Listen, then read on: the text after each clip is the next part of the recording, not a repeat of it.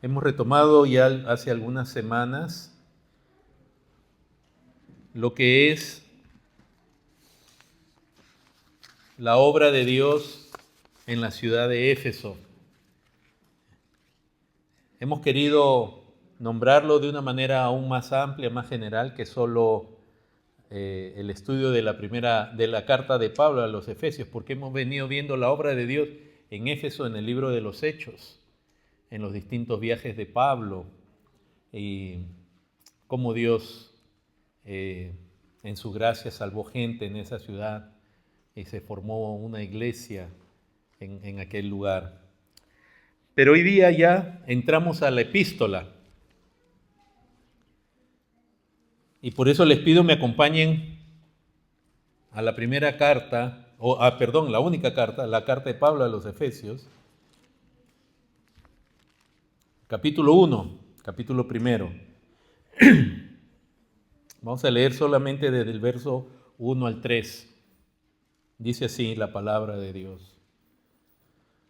Pablo, apóstol de Jesucristo, por la voluntad de Dios, a los santos y fieles en Cristo Jesús que están en Éfeso. Gracia y paz a vosotros, de Dios nuestro Padre y del Señor Jesucristo. Bendito sea el Dios y Padre de nuestro Señor Jesucristo, que nos bendijo con toda bendición espiritual en los lugares celestiales en Cristo. Amén. Hoy día vamos a estar viendo algunos aspectos generales de esta carta y confío que yo no creo que el resto de mi vida alcance para compartir todas las epístolas, así que por lo menos en esta carta poder sentar ciertas bases para que cuando ustedes lean epístolas y en el futuro escuchen la palabra de Dios, puedan discernir, puedan entender realmente el mensaje de Dios a través de estas cartas. Lo primero que queremos hablar acerca de esta epístola es, obviamente, reconocer quién es el autor. Cuando Pablo dice que él es apóstol de Jesucristo por la voluntad de Dios, él es un mensajero de Dios, él es un representante de Cristo, no que tome el lugar de Cristo, pero está hablando en nombre de Cristo. Por lo tanto, realmente el autor de esta carta es Dios mismo. A veces, y no queremos ser muy exquisitos, cuando se dice el autor se dice que es Pablo, no hay problema en decir eso.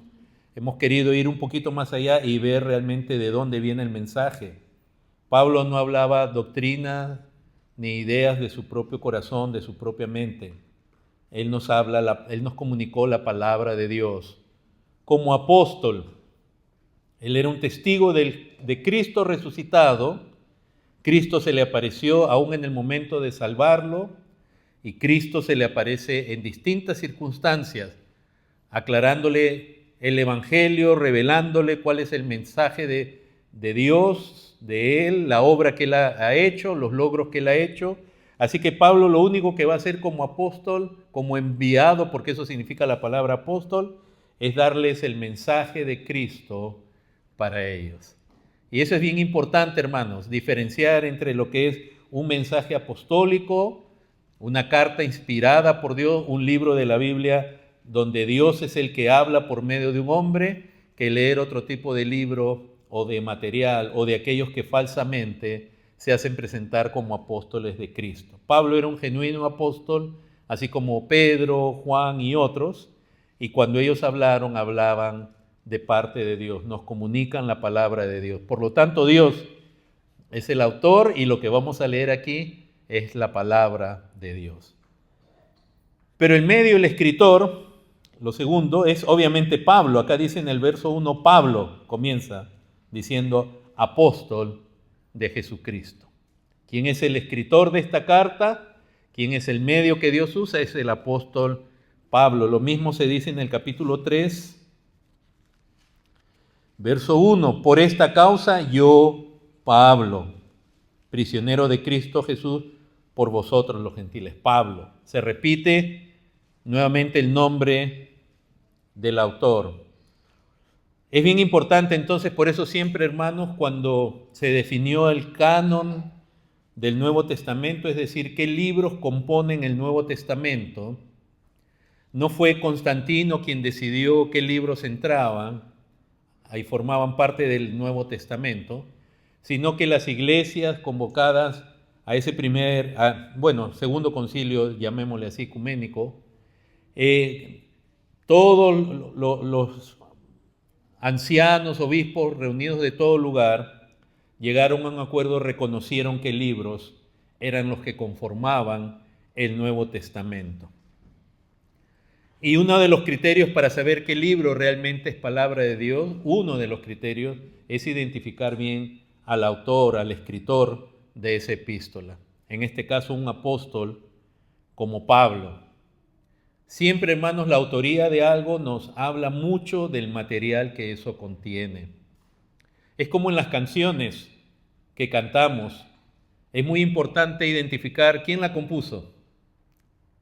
Porque aunque suene bonito y suene bien, si el que la compuso, si el autor de esa canción es alguien con doctrinas falsas, con herejía, con mundanalidad, o que lo hace por lucro, por avaricia, no vale la pena cantar sus canciones aun cuando parezcan buenas, ¿no? Qué importante, hermanos, ver la autoría. Cuando agarramos un libro, nunca vayan a una librería cristiana y agarren cualquier libro por más que el título parezca cristiano. Indaguen acerca del escritor, del autor, y eso hace mucho. Y este principio sirve para las escrituras y aún para todo material que dice ser cristiano. Yo no compraría un libro, por muy vendido que sea, de alguien que sabemos que no predica el Evangelio de Cristo, por muy famoso que sea, por muy sonriente y guapo que sea. No compraría un libro de ninguna persona que se hace pasar por apóstol. No vale la pena. Puede ser que diga algunas cosas correctas, algunas verdades, pero no. Y a veces la iglesia ha caído en error de no discernir al autor, al escritor de un material. Años atrás, muchos años atrás, bueno, digo muchos desde la perspectiva de unos, se puso de moda en el mundo un libro llamado Una vida con propósito. Y todo sonaba muy cristiano, hasta que tú conoces quién es el que escribió ese libro. Y cuando tú revisas el libro de arriba abajo, tú encuentras muchas cosas muy bonitas, aparentemente muy cristianas, pero nunca encuentras el Evangelio en ese libro. Ese libro se vendió, fue un bestseller. Iglesias corrían a comprarlo, hicieron cursos y obviamente el escritor y la editorial se hicieron multimillonarios porque acá sacan un libro y cuando ven que agarra fama hacen un manual, hacen estudios y videos y audios, pero no valía la pena. Entonces, uno de los criterios muy importantes para decidir principalmente si algún libro del Nuevo Testamento era parte del canon, que significa que tiene la vara, la medida para ser parte del canon, es la autoría. O era un apóstol, o como en el caso de Lucas y de Marcos, fue un discípulo de un apóstol cercano y cuando fue escrito, el apóstol todavía estaba vivo, lo cual quiere decir el apóstol con el cual caminaba supervisó el material que escribió. En este caso es Pablo. Sin embargo, hermanos, hay una controversia. Algunos, desde los 1800, cuando yo siempre digo, y lo quiero presentar de esta manera, los 1800 fueron una época clave en la historia de Occidente, particularmente del cristianismo. Ahí es cuando comienzan los grandes descubrimientos arqueológicos, el avance de las ciencias naturales, comienza la teoría de la evolución. El cristianismo es sacudido hasta su raíz, porque comienzan a surgir hombres y doctrinas, ideas con las formas de ciencia, la psicología, etcétera, etcétera, que comienzan a negar la veracidad de las escrituras. Fue un tiempo muy difícil. Eso comienza desde finales aún de los 1700, pero es a mediados de los 1800 que muchas de estas ideas cobran cuerpo y fuerza. Y los cristianos, el cristianismo siente el efecto. ¿Cómo explicar los dinosaurios que antes ni en la Biblia se veían con claridad? ¿Cómo explicar tantas cosas? Y comienza a haber una corriente que se llama la crítica textual dentro del cristianismo, que fueron hombres que comienzan a decir, bueno, vamos a revisar también si la Biblia que tenemos es correcta o no es correcta.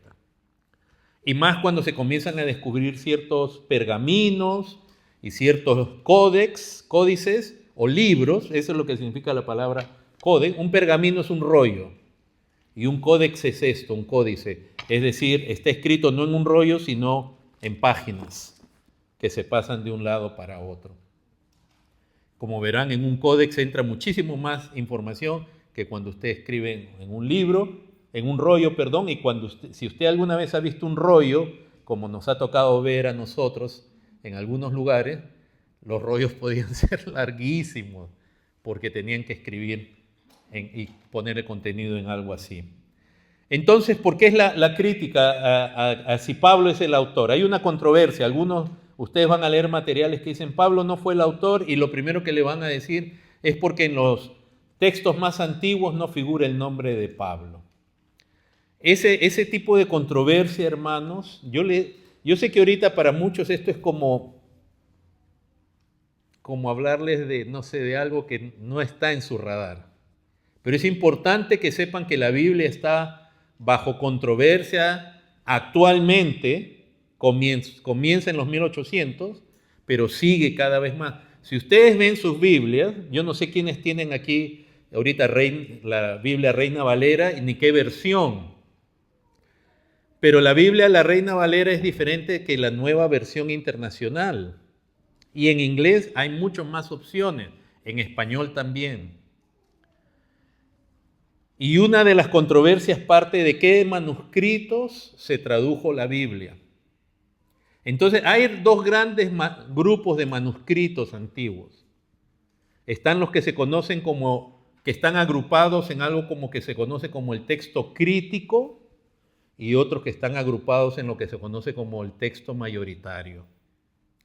El texto mayoritario, de ahí sale lo que nosotros conocemos como el texto recibido, que se compila en los días de la Reforma, del cual, por ejemplo, Martín Lutero y traductores toman para traducir del griego al idioma de cada país.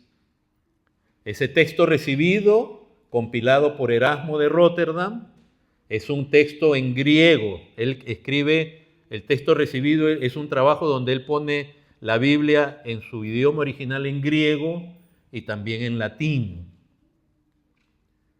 Y de ahí se traduce al alemán, de ahí se traduce al inglés y de ahí se traduce al español también en lo que se conoce como la Reina Valera. Por eso muchos simplemente dicen la Reina Valera es el texto recibido, textus receptus, o receptus, como debiera decirse en latín, y ese es el libro que tenemos hoy. Pero en los 1800 comienzan a aparecer otros manuscritos que no tienen el mismo contenido del texto recibido y tienen algunas diferencias. Y entonces se comienza a editar lo que se conoce como una nueva versión de la Biblia. Y hoy día hay Biblias que, como si ustedes pueden ver, de pronto algunos están conscientes, faltan pasajes o se cambian palabras que tienen las Biblias basadas en el texto recibido. Por ejemplo, pasajes se eliminan, porciones como el caso de la mujer samaritana, la encomendación a las misiones, no existen en esas versiones. Pero muchos críticos agarran y dicen, bueno, este texto no tiene esta porción. Y este pergamino o este códice es más antiguo que el texto recibido, por lo tanto, de repente el texto recibido lo que hizo fue aumentarle. La Biblia que ustedes tienen para los que usan Reina Valera, sea del 60, del 95, la actualizada, de nuevo es hija, digamos, del texto recibido creado por Erasmo. Y contiene frases y porciones que ya no contienen las Biblias, que nacen de lo que es el texto crítico, ¿no? Compilado por Westcott y Hort en los 1800, a mediados de los 1800. De nuevo, pasajes como el de la mujer adúltera, las Biblias, aún en español y sobre todo en inglés, que dicen que se basan en esos textos más antiguos, ya no tienen varias cosas que la Biblia nuestra tiene. En esas Biblias o en ese texto crítico no figura el nombre de Pablo, no figura el nombre de Pablo, ni tampoco el nombre de Éfeso. Basados en esos manuscritos, entonces, algunos dicen, esta Biblia de pronto no la escribió Pablo, ni fue dirigida a los efesios. Entonces la controversia realmente tiene que ver con que de qué fuente nacen las escrituras que tenemos hoy.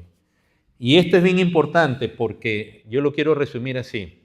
Ustedes se van a encontrar, los que leen la Biblia y los que estudian. Los que no, les da lo mismo y no va a pasar nada. Pero los que leen la Biblia alguna vez se van a encontrar en sus Biblias más contemporáneas con menciones que dicen, este pasaje no está en los manuscritos más antiguos. Ahora, este es el punto. Uno dice, si el manuscrito más antiguo no lo tenía y un manuscrito posterior en fecha sí lo tenía, entonces si no lo tenía, alguien añadió esto, ¿verdad? Esa es la lógica. Pero la otra lógica con la que debemos pensar para que no digan que yo les estoy diciendo crean en esto o en lo otro, es la otra lógica es esto. ¿Por qué todavía existen o por qué hay manuscritos más antiguos? ¿Por qué ese manuscrito sobrevivió hasta ahora? Porque en la antigüedad no se escribían libros, ni la Biblia, ni pergaminos, ni códices para tenerlos de adorno como ahora. Como ahora que muchos cristianos tienen su Biblia de adorno en su casa, no, así no se hacía. La Biblia se hacía para leerla.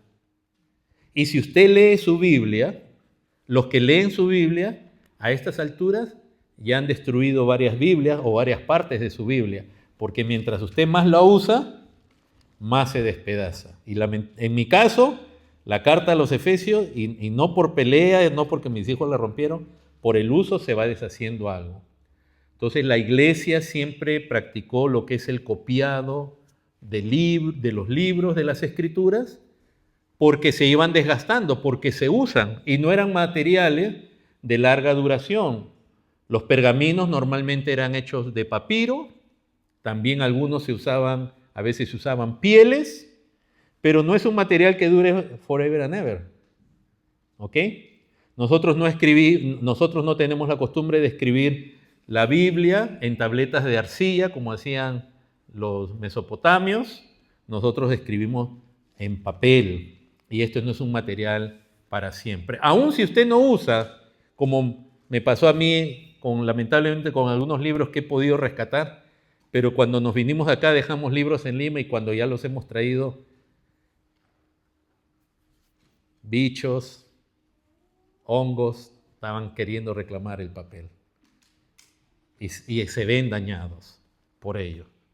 Entonces, hermanos, la pregunta, no de frente no crean en el hecho, como argumento que si este es más antiguo, en el más contemporáneo se añadió. No necesariamente, porque la pregunta es, ¿cómo es que existe un manuscrito más antiguo? Si se usaba, también debió haber desaparecido. Entonces la pregunta es, ¿y por qué no lo usaron? Y entonces está la postura contraria al argumento de decir que es más antiguo, por lo tanto es más genuino. Está el argumento contrario que dice, si no se usaba, posiblemente fue desechado, descartado y no lo usaban porque contenía errores. Entonces le estoy poniendo los dos lados de la controversia. He pasado varias semanas metiéndome yo a estudiar justamente crítica textual y todo eso, no por la clase, sino porque me interesa. Le compartí a Clarita, a la hermana Clarita, de esto, pero ya queda en usted decidir. Entonces usted va a encontrar en algunos comentarios que dice el nombre de Pablo no figura, pero se deduce que es Pablo, etcétera, etcétera. Ahora, ¿cuáles son los famosos manuscritos más antiguos que no mencionan con claridad esto, es el Códice Sinaítico y el Códice Vaticano. Yo sé que algunos están diciendo, ¿qué no? Pastor, termine, yo ya quiero ir a almorzar. El Códice Vaticano se llama así porque está en el Vaticano. Y el Códice Sinaítico fue encontrado. Yo lo único que les puedo dejar para los que les interese es que busquen, indaguen, dónde se encontraron, cómo se encontraron esos códices y ciertos papiros, y entonces la controversia es bien difícil. ¿Ok? Por lo menos antes, algunas Biblias escribían lo mismo que las basadas en el texto recibido, como la Reina Valera, y ponían una mención, este pasaje no se encuentra, pero ahora lo están quitando. Ustedes, sobre todo en inglés, van a encontrar muchas Biblias que de pronto del versículo 6 se pasa al 8. ¿Qué pasó? Es que el 7 ya lo sacaron. Y ese es un asunto muy importante al final para la iglesia. ¿Qué Biblia usamos? Sobre todo todas las Biblias que están tratando de usar un lenguaje muy contemporáneo, casi todas ellas se basan en el texto crítico y cambian el sentido en muchos pasajes. Entonces hay esa controversia, hermanos, y también porque esta carta, para los que leen la Biblia y han leído las cartas a los Corintios, a los Tesalonicenses, a los Gálatas, etc., ustedes verán que no usa la misma introducción Pablo, que Pablo normalmente en sus cartas menciona su ministerio allí en los Tesalonicenses, las cosas que hizo, lo que enseñó, pero acá no, en Efesios, en esta epístola no se menciona nada de eso. Pero ¿cómo podemos resolver entonces esta controversia? Primero, de nuevo hermanos, que en el capítulo 3 de Efesios, en el verso 1 dice, por esta causa yo Pablo, prisionero de Cristo.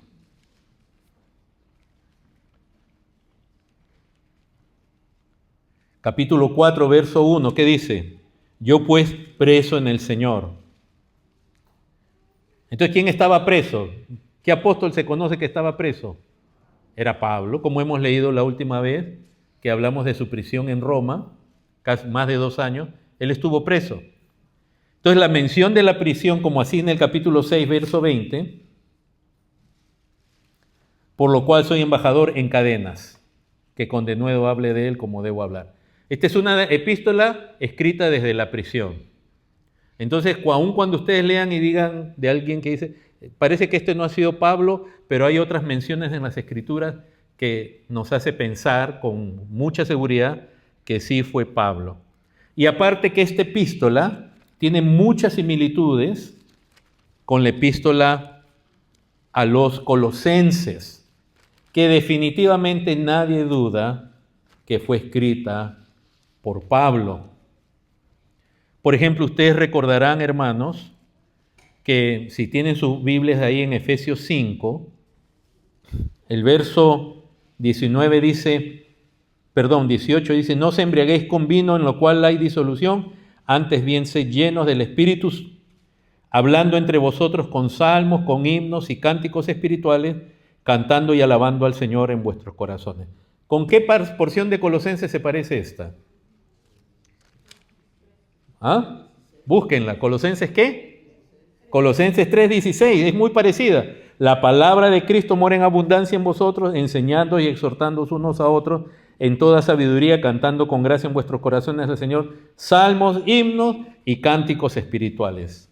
Y hay varias similitudes más, muchas. Alguien hizo un conteo, 78 frases de la carta de los Efesios son similares a las de Colosenses. ¿Qué dice Efesios 5:22? Las casadas estén sujetas a sus propios maridos como al Señor. Y ahí hay alguna hermana decir, ¿cómo el pastor aprovecha siempre para darnos una recordada? ¿Pero a qué porción se parece ese de Colosenses? Colosenses 3:18, que dice, casadas estén sujetas a vuestros maridos como conviene al Señor. Hay muchas similitudes, igual hacia los hijos, etcétera, etcétera. Porque todo Colosenses 3:18 al 4:1, aunque es más breve, hijos, obedeced a vuestros padres en todo, porque se agrada al Señor, es parecido a Efesios, capítulo 6, verso 1, donde dice, hijos, obedeced en el Señor a vuestros padres. Entonces, de la carta a los Colosenses no hay duda de la autoría, y vemos muchas similitudes, dando a entender que fue el mismo, entre comillas, autor. Entonces, la mención de la prisión y las similitudes con Colosenses nos hace pensar con seguridad de que sí fue Pablo el que le escribió. Ahora, ¿a quién fue escrito? De nuevo a los creyentes, dice, ver Efesios 1:1, dice a los santos y fieles que están en Éfeso. De nuevo en la controversia, como en el texto crítico no existe la mención de Éfeso, se borra, y entonces algunos van a encontrar cuando ustedes estudien esta carta, que algunos mencionan que la carta a los Efesios realmente no fue dirigida a los Efesios, sino a esta iglesia. Acompáñenme a Colosenses 4:16. Yo sé que algunos de ustedes quizás no había pensado en esto antes. Hermanos, pero tenemos la palabra de Dios, la palabra profética más segura. Yo de por sí suavemente los estoy introduciendo a ciertas controversias que ustedes van a confrontar, y yo no quiero que Satanás gane ventaja en ustedes diciendo, ay, entonces no tenemos la Biblia. No, aún en las controversias hay maneras de definir y seguir confiando que esto es la palabra de Dios.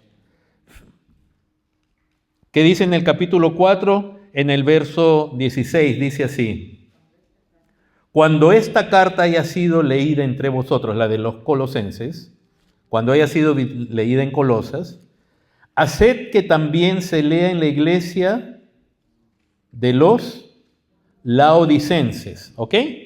En Laodicea, recuerden, esta es otra ciudad en Asia como Colosas, le dice que se lea también la carta que yo les estoy dirigiendo a ustedes en Colosenses, que se lea también en Laodicea, los laodicenses, y que la de Laodicea la leáis también vosotros. Entonces acá se menciona una carta que en su Biblia, si ustedes les digo, busquen la carta a los laodicenses, ¿la encuentran? No hay. Entonces algunos dicen, oh, de pronto esa carta que dice que era a los efesios era la de los laodicenses.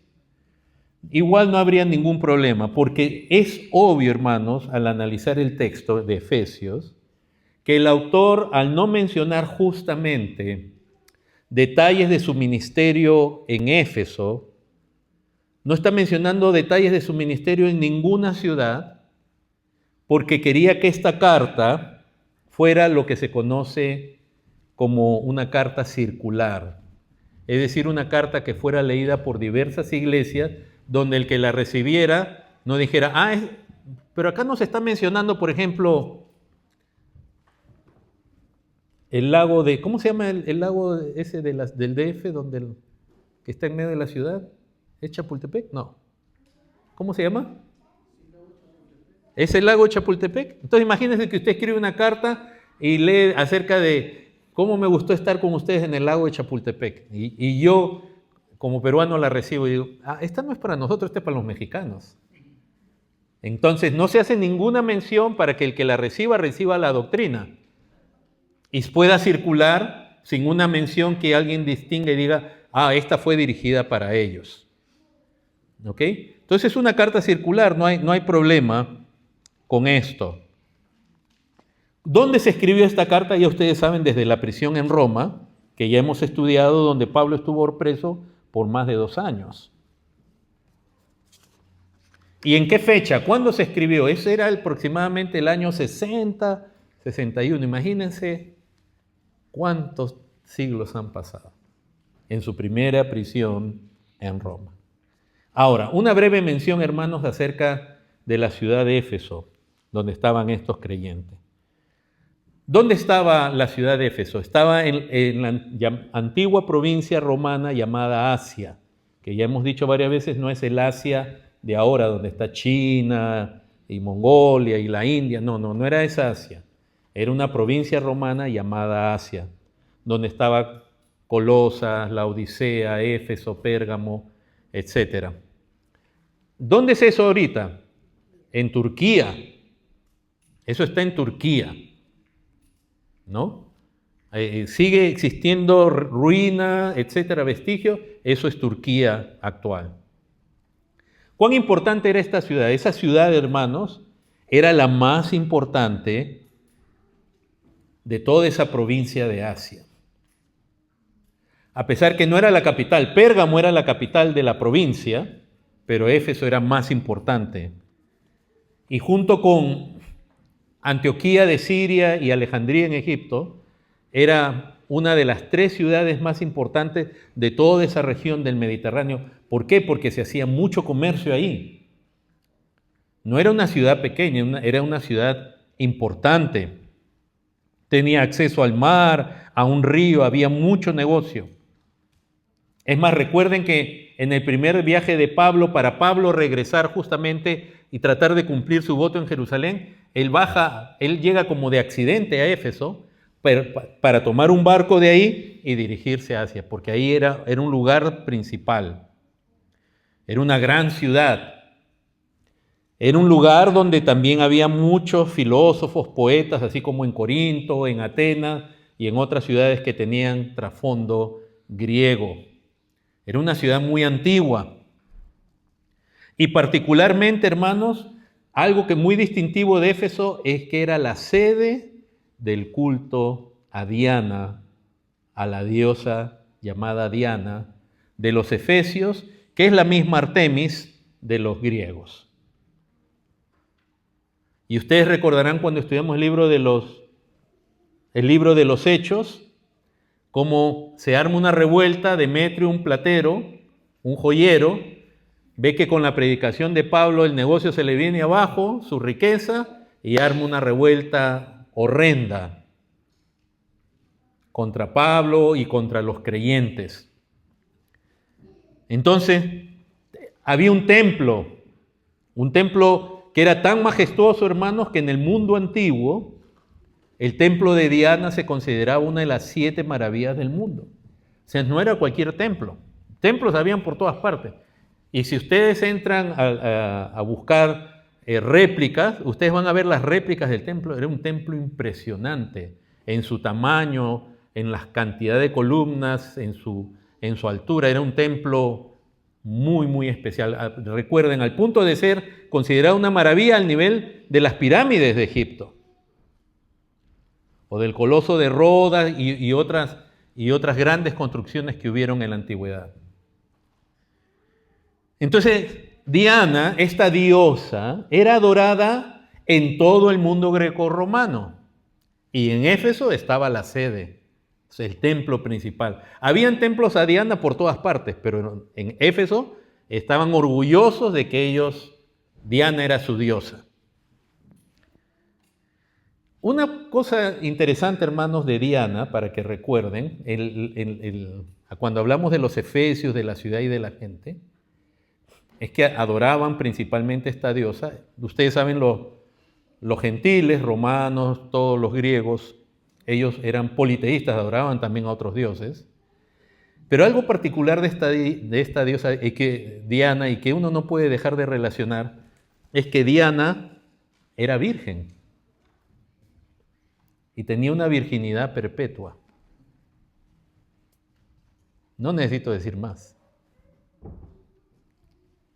En el caso de Diana fue algo que ella le pidió a su padre, que era el dios Zeus, y Zeus le concedió una virginidad perpetua.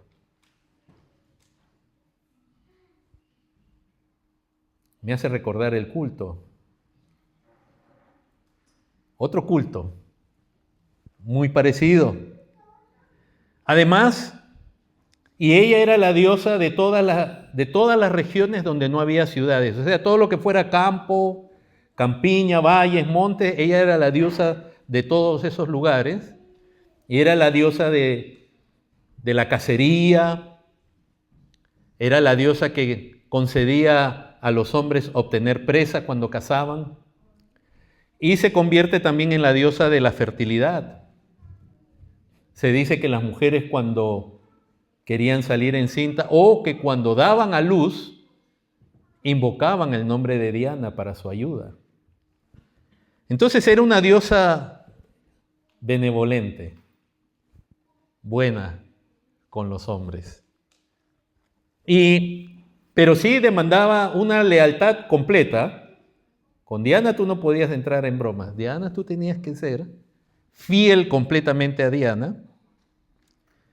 Y sus seguidores eran muy fervorosos y aún podían llegar a ser violentos, como lo hemos visto en el libro de los Hechos, cuando se trata de defender a esa diosa. Eso lo hemos leído en Hechos 19.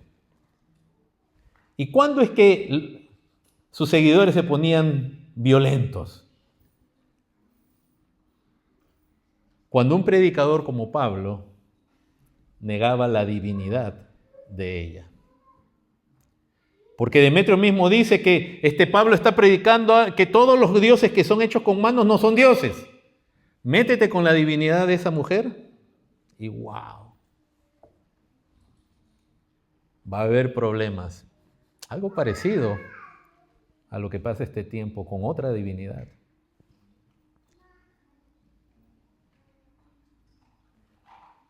No es casualidad, hermanos, que muchos creen que María, la Madre del Señor, dicen que murió en esa ciudad y hacen una conexión con ella. Y interesantemente, en el tercer concilio ecuménico, el concilio de Éfeso, en el año 431, es ahí donde se declara a María la Madre de Dios. Había una controversia con un hombre importante de la iglesia, llamado Nestorio, que él separaba la naturaleza de Cristo, y la intención original fue la de decir que María es madre de Dios, el Theotokos, en el sentido de que el ser que ella dio luz, nuestro Señor Jesucristo, es Dios y hombre a la vez. O sea que el énfasis estaba puesto en Cristo, en la naturaleza de Cristo, que Él es, siendo una sola persona, Él es hombre y Dios al mismo tiempo, sin mezclar sus naturalezas, pero tampoco sin separarlas, como si hubieran dos personas. Él es Dios y hombre a la vez. Pero lamentablemente, con el paso de la historia, eso se ha pervertido, se ha distorsionado, y lo que se ha hecho es el énfasis, lamentablemente, en María, como que ella es madre de la divinidad de Cristo. Y eso es un absurdo. Es un absurdo porque Cristo es Dios eterno, Él era Dios antes, mucho antes, que María siquiera existiera. María da a luz, y por eso yo siempre he dicho, primeramente, los cristianos no tienen que llamar más a María Virgen. No digan la Virgen María. Si lo dicen delante mío, les voy a echar una miradita. Nada más, no los vamos a disciplinar, pero ya María es la madre del Señor, una gran creyente, una gran mujer, pero ella no es madre de la divinidad de Cristo, aunque ese ser era divino y humano a la vez, porque era Dios y hombre a la vez. Y así que si ella es madre de la divinidad, se la ha puesto en un lado donde María realmente viene a ser un sustituto moderno. Lamentablemente, no exactamente igual, pero en muchos casos de Diana, porque se le atribuye una divinidad en el catolicismo romano popular que no tiene. Ahora, hermanos, les dejo un tip, un secretito para que sepan, ¿ok? Satanás es muy astuto en agarrar versículos y cambiarles de vuelta, con que Dios te ha dicho y le da la vuelta al versículo. Los falsos maestros son campeones en agarrar un versículo, un pasaje y hacer decir lo que no dice. Hace poco, mi hija me mandó un video, un muchacho, yo le dije a ella, es de lo mejor que he visto dentro del catolicismo romano, este muchacho, porque agarra un versículo, agarra expresiones en griego, menciona a los padres de la iglesia para apoyar su idolatría. Muy bueno, realmente no he visto otro mejor que él, ¿eh? Es un hombre joven. Pero yo le decía, nunca te dejes engañar por esto. Porque agarrar un pasaje, agarrar este y el otro para poner a Pedro papa o para hacer de María la semidivinidad que es hoy, agarran versículos para acá. Pero tú solamente mira la Escritura, en general, el Nuevo Testamento, y tú te vas a dar cuenta que Pedro, ni para los apóstoles ni para la iglesia, jamás fue papa. Tú puedes agarrar un versículo, distorsionar y decir que a él se le dio las llaves. Y puedes entrar tú en el debate también de la interpretación. Pero si tú miras, en ningún lugar a Pedro se le considera papa. Ni siquiera en el primer concilio de Jerusalén es que Pedro tuvo la palabra autoritativa y final del concilio. Fue Jacobo. Nunca ves que que las iglesias acuden a él. Ellos acuden. Pablo mismo acude a los apóstoles, plural, en Jerusalén, en el debate contra los judaizantes, etc. Y del mismo modo María, si tú miras así rápidamente el Nuevo Testamento hecho, tú nunca ves que le oraban a María, ni que le daban veneración o adoración o la ascensión. Todas esas son creencias que se fueron añadiendo. Entonces nunca te dejes engañar cuando alguien de un versículo te saca un conejo. Tú siempre recuerda el contexto, lo que dicen las Escrituras, y tú vas a ver que ni el papado, ni María, como se conceptúa en el catolicismo romano, es así. Bueno, volvamos al tema. En Éfeso tenían su diosa y ellos eran muy enfáticos en la defensa de ella. Pero yo quiero terminar con esto, hermanos, con el mensaje general, amplio de esta carta. En esta carta a los Efesios tenemos dos divisiones principales. Desde el capítulo 1 hasta terminar el capítulo 3, Dios nos va a dar enseñanza de doctrina. Nos va a querer cimentar en su verdad, enseñanza, en la ortodoxia. Y a partir del capítulo 4 hasta el final, se nos muestra cómo debemos vivir. Es como decir que en los primeros 3 capítulos se nos habla cómo debemos de pensar, qué debemos creer, qué debemos saber. Pero del capítulo 4 al final es cómo debemos vivir. O sea, los 3 primeros capítulos el énfasis es en la ortodoxia, en la doctrina correcta, acerca de Dios, de Cristo, de la iglesia, de la salvación. Y en los últimos capítulos, del 4 al final, el énfasis es la ortopraxis, cómo debemos vivir, cuál es la práctica nuestra. El tema de esta carta, hermanos, su carácter es instructivo, es enseñar, es didáctico, es para edificar. No es una carta que tiene un carácter, por ejemplo, correctivo, como lo tiene la primera carta a los Corintios, que es una carta definitivamente, o Gálatas, para corregir errores. Esta no, este es instructivo, es de edificación. Y el tema de la carta es fundamentalmente cristológico en la parte doctrinal, es decir, se centra en la persona y en la obra de Cristo y la obra en ella. Entonces, no es una carta que tenga un propósito o un libro que tenga un propósito, por ejemplo, escatológico de hablarnos del futuro. No se hace mención del futuro. Cristo es el tema principal, llamémosle así, particularmente en la parte doctrinal. ¿A quién fue dirigida esta carta? Y acá sí, esto es importante que prestemos atención. Dice en el verso 1, a los santos y fieles en Cristo Jesús que están en Éfeso. ¿A quién está dirigido? La misma palabra dice a los santos. La primero que se menciona es a los santos. Capítulo 1, miren, ya hemos leído el verso 1, verso 15 que dice, por esta causa yo también, habiendo oído de vuestra fe en el Señor Jesús y de vuestro amor para con todos los, verso 18, alumbrando los ojos de vuestro entendimiento para que sepáis cuál es la esperanza a que Él os ha llamado y cuál es la riqueza de la gloria de su herencia en los santos. Capítulo 2, verso 19. Así que ya no sois extranjeros ni advenedizos, sino conciudadanos de los santos.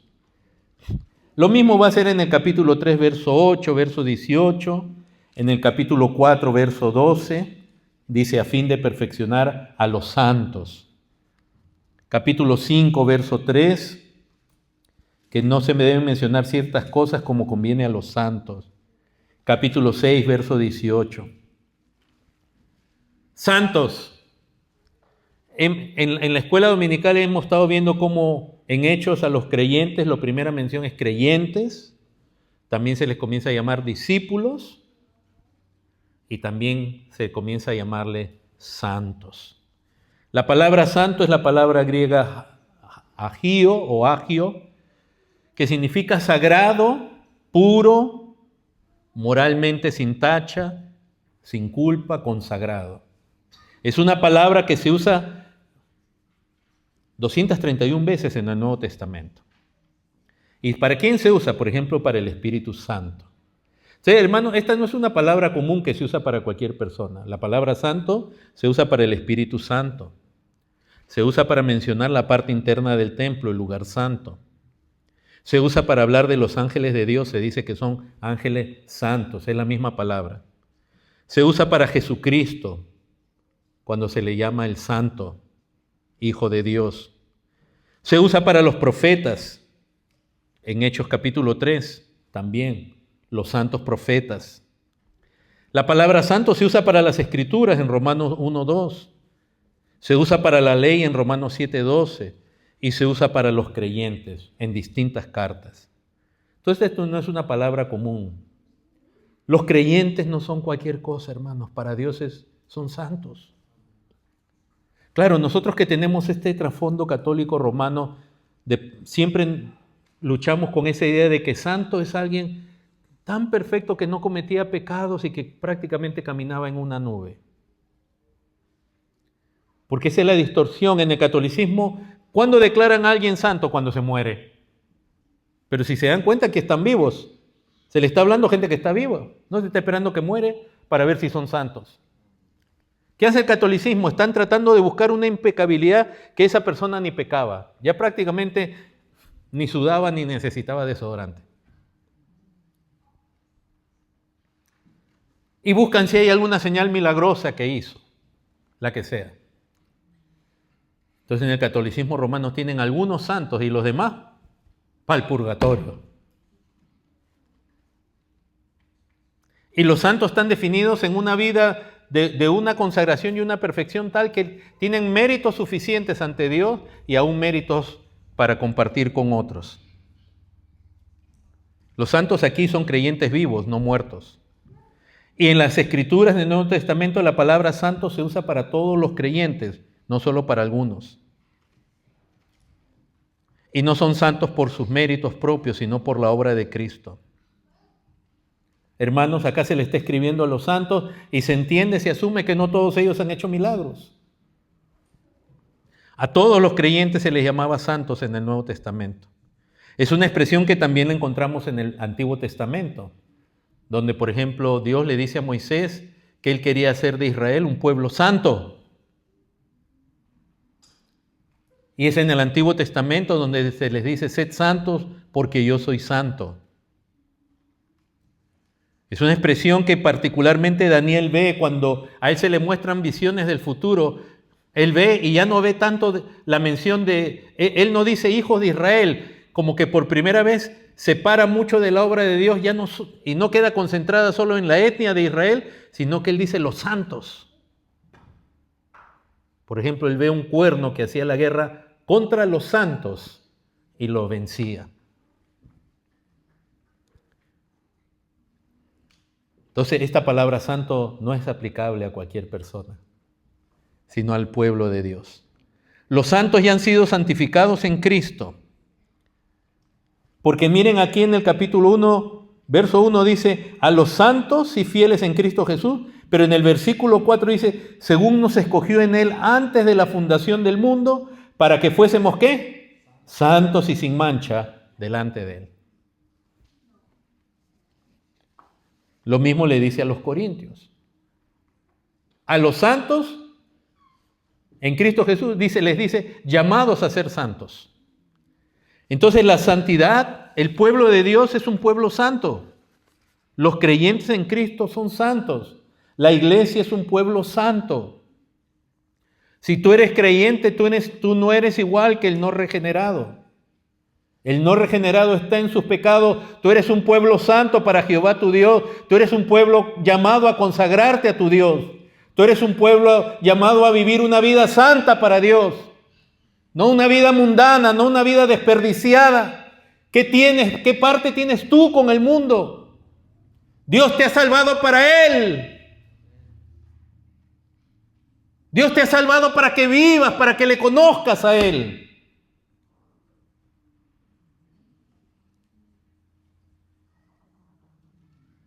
¿Qué parte tiene el creyente con los incrédulos?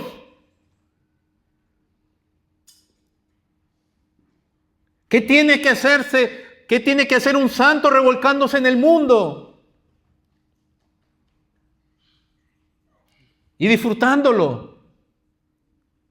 Y no hablamos de no poder disfrutar de las cosas creadas, sino de aquello donde hay tacha moral, donde Dios abominaría.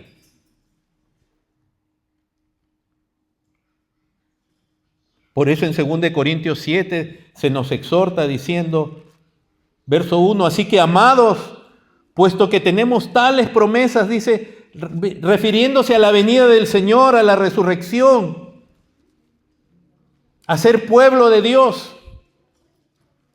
Dice, limpiémonos de toda contaminación. En la santificación, tú tienes que consagrarte, tú tienes que limpiarte.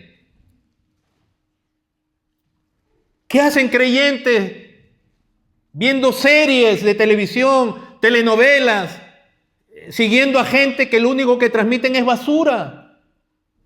¿Qué tiene el creyente que ver con eso? Límpiate. Porque no sé, algunos piensan que Dios va a venir y de las orejas lo va a llevar. No, hermanos, la justificación es un acto solo de Dios.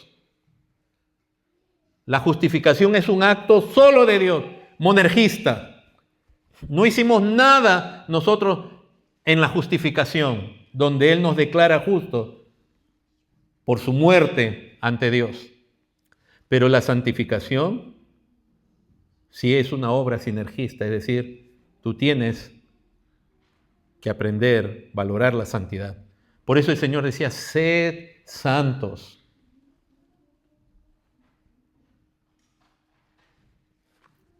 Y esa es una de las penas de cómo se ha deformado la gracia de Dios, que supuestamente nos da permiso para vivir, pensar y hacer lo que sea, igual vamos a ser perdonados.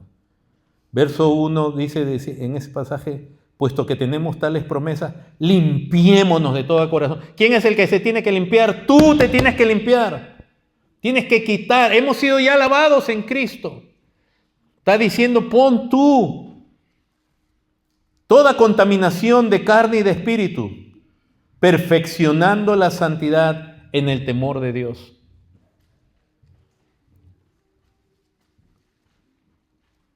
Segunda de Timoteo capítulo 2.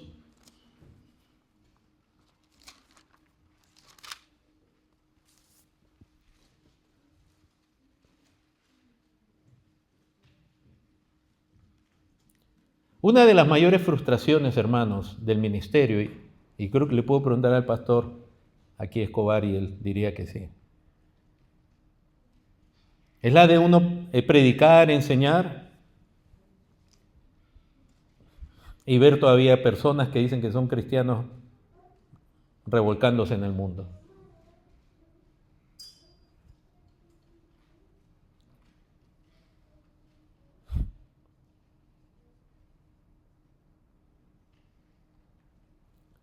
Los creyentes son un pueblo santo para Dios. No son igual que los demás. En 2 de Timoteo capítulo 2 dice, verso 19, pero el fundamento de Dios está firme teniendo este sello, conoce el Señor a los que son suyos. El Señor conoce a los que son suyos, pero también este sello dice así, apártese de iniquidad todo aquel que invoca el nombre de Cristo. No dice que lo aparten. No esperes a que el pastor venga a ti. El hecho que el pastor no te esté tocando la puerta,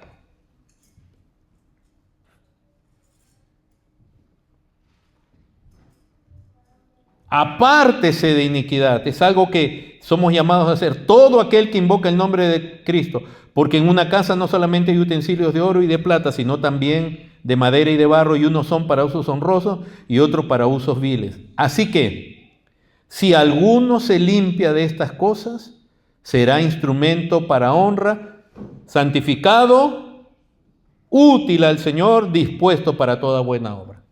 Es disponerse al Señor.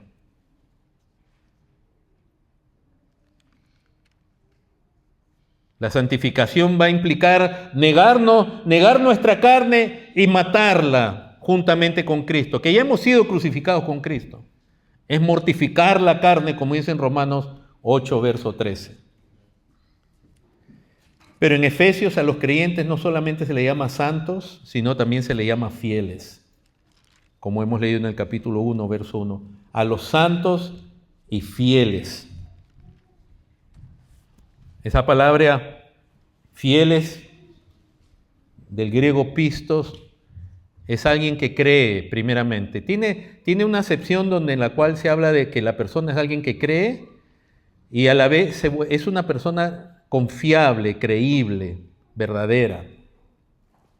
Alguien que es fiel, alguien que se le puede encomendar algo y va a vivir. Se usa y lo va a hacer. Se usa 66 veces en el Nuevo Testamento.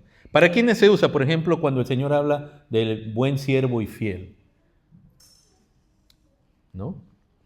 Sobre poco fuiste fiel, sobre mucho te pondré. Mira, ¿eres fiel tú con lo que el Señor te ha encomendado?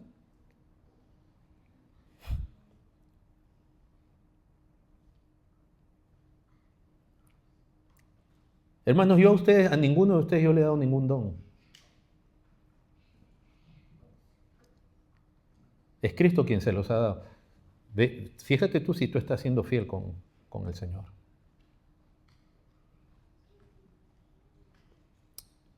Porque un día le vamos a dar cuentas. Y acuérdate que esa parábola de los talentos o de todo lo que es de personas que van a estar ante Cristo, donde Cristo le dio dones. Y la verdad de su salvación se va a evidenciar en su fidelidad. Ellos no tienen nada de sí mismos, todo el Señor se los dio, y en eso que el Señor les dio, fueron fieles. Y el Señor les dice, sobre poco fuiste fiel, sobre mucho te pondré, entra en el gozo del Señor. Pero al que no fue fiel, en el juicio de Dios, se revela que no es digno de Cristo. Hermanos, si aún ustedes, fíjense ustedes, si ustedes son dueños de una empresa o de un negocio, o están bajo un dueño o una autoridad, ¿qué buscaría usted como dueño de una empresa? Un hombre fiel, que usted le puede encargar algo y sabe que lo va a hacer. Y si usted está bajo autoridad, eso es lo que el de arriba busca, hombres fieles, mujeres fieles.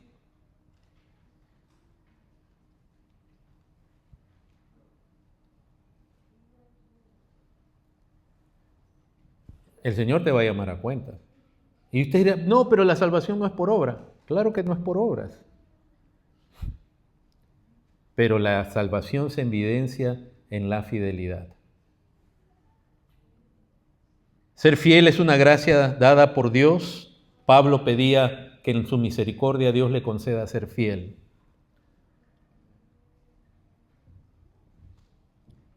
La fidelidad obviamente es una virtud de Cristo. Cuando el Señor venga, uno de los nombres escritos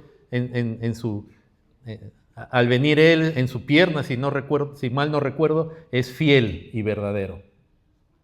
La fidelidad es una virtud de Dios, no es una virtud propia de nosotros. Claro, a nosotros todos nos gusta el versículo que dice que Él permanecerá fiel, aunque nosotros... No importa, el Señor va a ser fiel. Lo que tú no sabes es que el Señor es fiel a sí mismo. ¿Y tú crees que Él va a ser fiel a ti? Y no es que el Señor sea infiel. Pero, por ejemplo, ¿cómo puede el Señor tratar con alguien que no quiere ser fiel? Si, por ejemplo, si el Señor te encomienda una labor y tú no la haces, el Señor es fiel. Se tendrá que buscar a otro. No es que el Señor no te haya dado oportunidad, ni te haya dado todo para que tú lo hagas, pero se tendrá que buscar a otro. Y se dirá, como se dijo de Judas Iscariote, tome otro su oficio. El Señor es fiel, Él no cambia. Pero nosotros siempre, Él es fiel a mí. Él es fiel, Él es perdonador, Él es paciente. Y eso es verdad. Pero en la Biblia se nos llama a ser fieles. A estos santos, a estos creyentes se llamaba santos, apartados del mundo y fieles. En una cultura tan inmoral como la greco-romana, ellos eran santos y eran fieles. En medio de esa oposición, de esa adversidad, aun cuando la vida de ellos se puso en peligro, cuando fueron acusados, cuando hubo disturbios, ellos permanecían fieles. La Escritura dice, sé fiel hasta la muerte y yo te daré la corona de la vida. ¿Eres tú fiel con el Señor?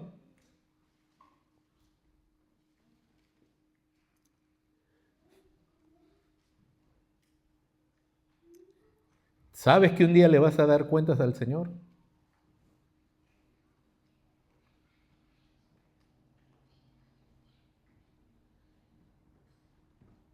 No, pero yo ya tengo hermano, yo tengo ya el ticket para el cielo. Nosotros no ganamos nuestra salvación, nosotros no obtenemos méritos para nosotros, pero hay evidencias de la verdadera fe. Yo termino con esto, hermanos, en Efesios 1:3. En el mensaje, que ¿a quién está dirigido? A los santos y a los fieles. Fundamentalmente, y así voy a terminar para ya la próxima semana, fundamentalmente, hermanos, a los creyentes se les quiere comunicar de la realidad de ellos. Voy a usar la palabra de una doble realidad. Hay una realidad natural que tiene que ver con nuestra vida y nuestra relación en este mundo, pero hay una realidad espiritual que muchos creyentes ignoran y que se nota que en esta carta es el peso de que los creyentes comprendan, entiendan las riquezas que hay en Cristo, las riquezas en gloria, las riquezas espirituales. Por eso en el capítulo 1, verso 3 lo primero que Pablo comienza a mencionar es: bendito sea el Dios y Padre de nuestro Señor Jesucristo, que nos bendijo con toda bendición espiritual en los lugares celestiales en Cristo. Fíjense que ahí se hace mención de lugares celestiales, que en algunos manuscritos, es cierto, solamente dice los celestiales, pero se interpreta como los lugares celestiales. Hay un contexto espiritual del creyente que no es material, que no es de este mundo, que de pronto no estamos conscientes, que parte de los logros de Cristo.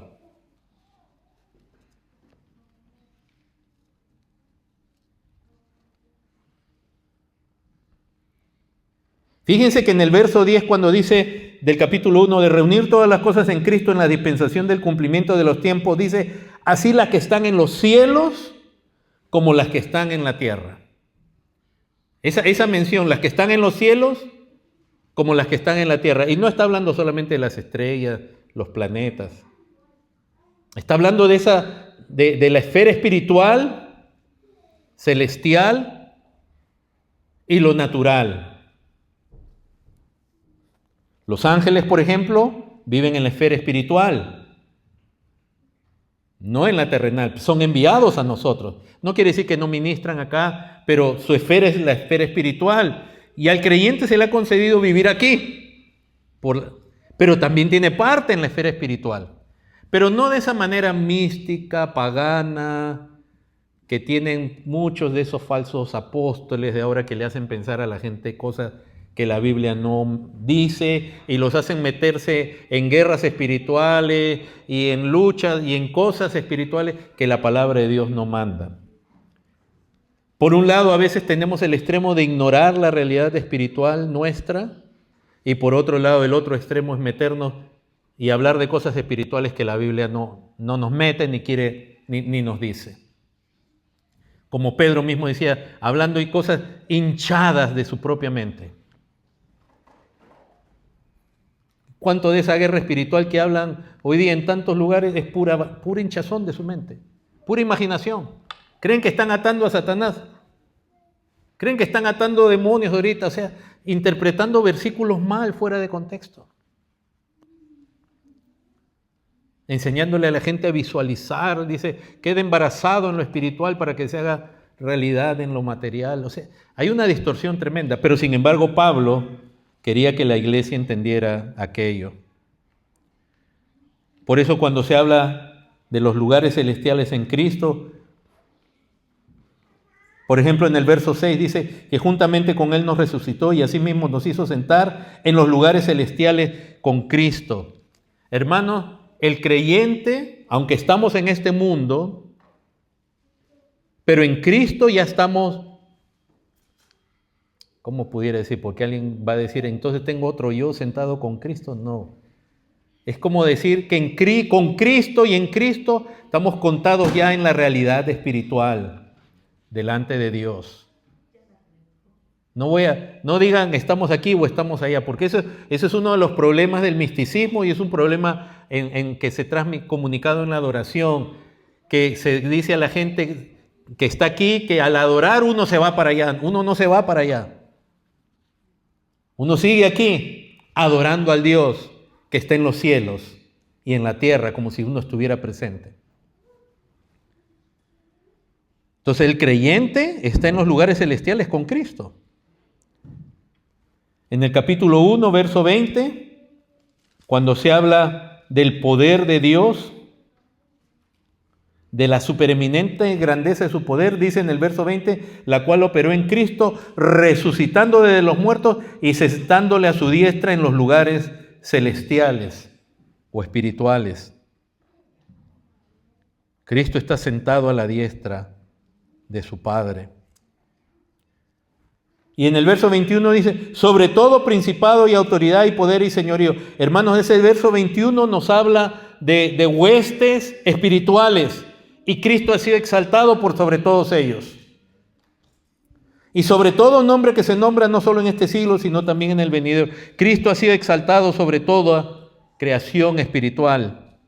Y los creyentes en Cristo estamos en Él. Pero estamos acá, no piense que hay otro Andrés allá, otro yo. No es tal cosa.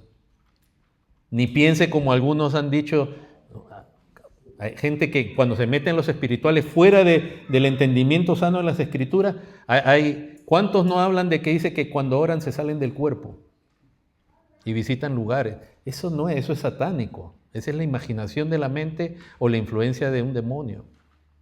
No, acá se habla de Cristo.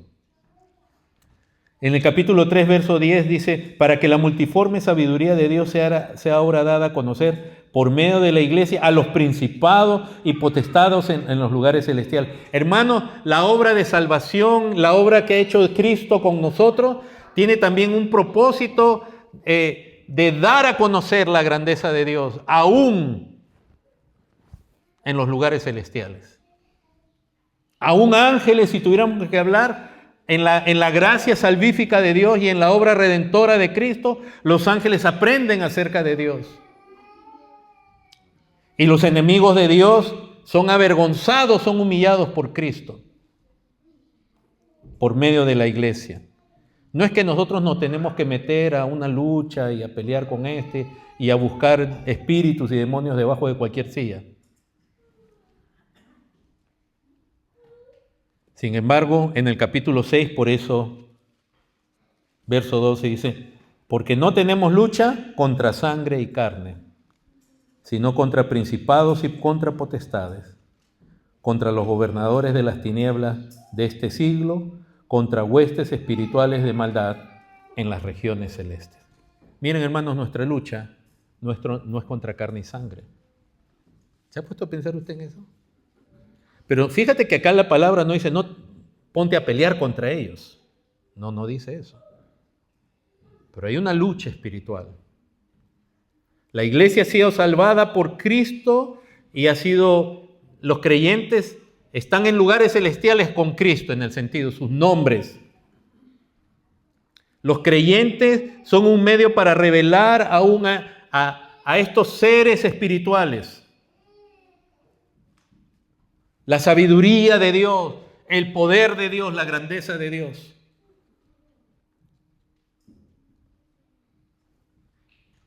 Entonces fíjate que tu salvación, tu propósito, la razón por la cual Dios te va a hablar la doctrina aquí, es para que tú también estés consciente de lo que en lo espiritual significa tu vida y la iglesia. Y que todavía hay una lucha espiritual. Por lo cual, cuando lleguemos a ese punto, veremos qué es lo que la palabra dice que debes hacer.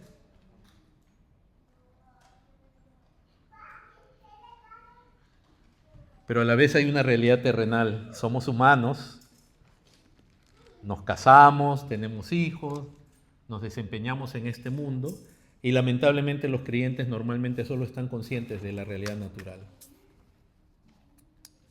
y no de lo que es lo espiritual. Y a veces, y es peor cuando se meten en lo espiritual, pero se meten donde no les corresponde. Y que tu ángel de la guarda, y que ata, desata. Todas las semanas atan y en el lunes se les desatan.